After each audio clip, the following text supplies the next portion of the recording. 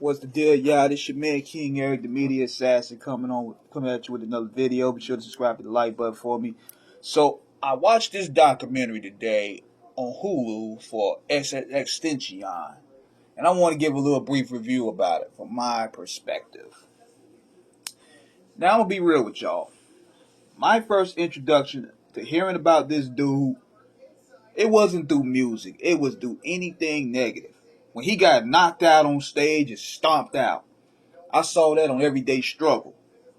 Then I heard the stories of issues he had with the Migos, and the Migos stomped him out too.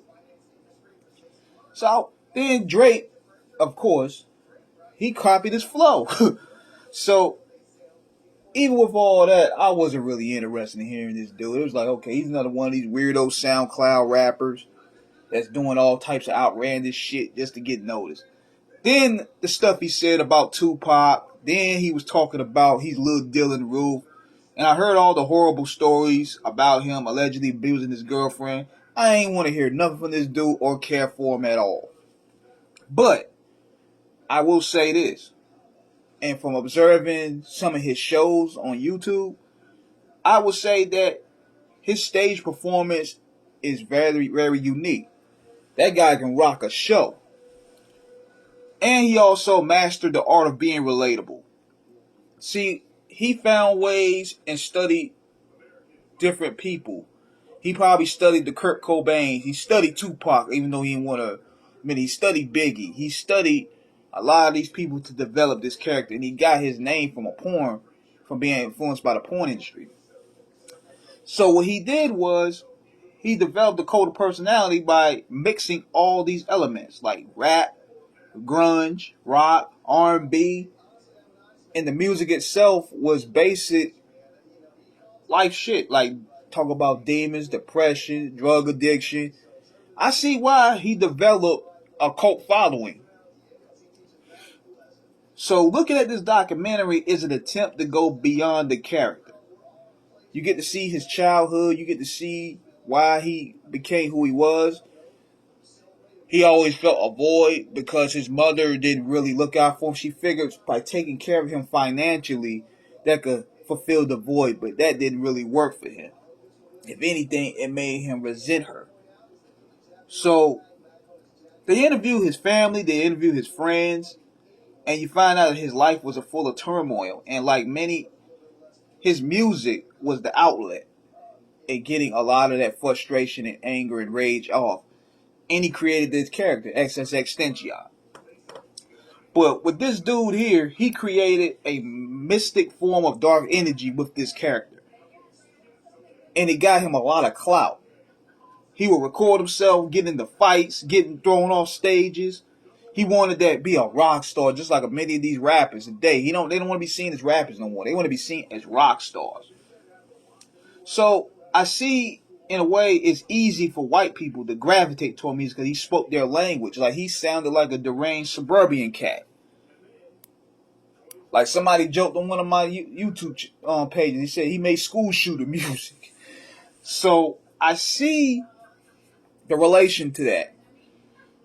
But then when I'm looking at the documentary takes a dark turn. And when they go to detail of how he abused his girlfriend and baby mama, when his baby mama felt she had to walk on eggshells, then you start seeing the alleged abuse that his other girlfriend caught the black eyes, going far as attempting to drown her. And I was like, yo, this guy's a piece of shit. If everything what is true, I'm saying allegedly.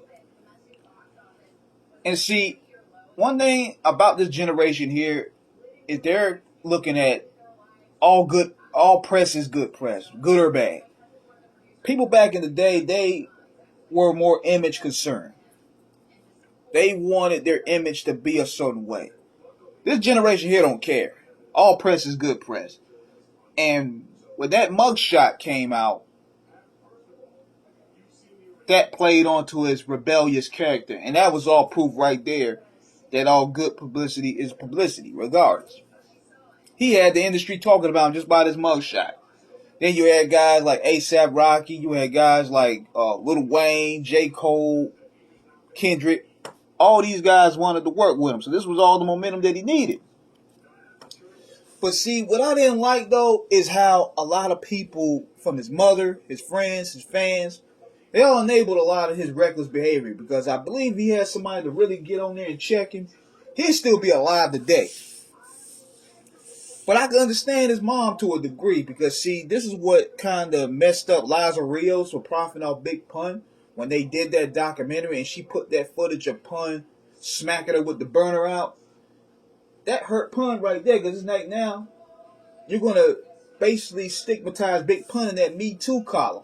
So you couldn't really profit Pun now. You couldn't market him nowhere. So she's looking at Tentacion's image. She's like, look, I can't speak on that. We're just going to have to just throw that water under the bridge. But I noticed this too. With later on, when he turned 20, he started slowly turning a different leaf.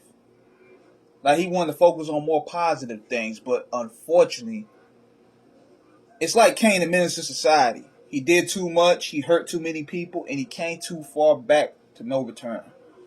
Even based off that Dylan Roof shit, I can't shed no tears for this guy. Or say rest in peace for that matter.